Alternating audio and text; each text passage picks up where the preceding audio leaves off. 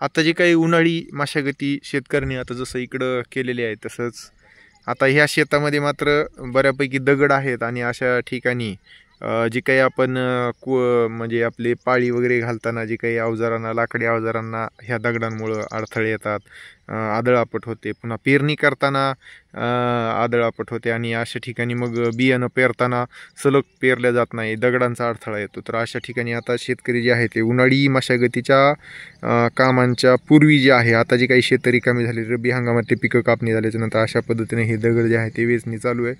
याच्यात आणखीन एक आता यांत्रिकीकरणाचा भाग, आता हे यांचं घरचं थोडंसं क्षेत्र आहे, माणसं भरपूर आहेत, त्याच्यामुळे ह्यांनी स्वतः गोळा करायचं ह्यांचं काम चालू आहे. पण आता यांत्रिकीकरणाचा पण ह्याच्यामध्ये बराचसा हे झालेला आहे आणि आता असे यंत्र आलेले आहेत की डायरेक्ट तुम्ही जे आहे ते हे दगड ते यंत्र सगळं गोळा करता आणि बांधाच्या कडेला सुद्धा जे आहे ते आणून टाकतं.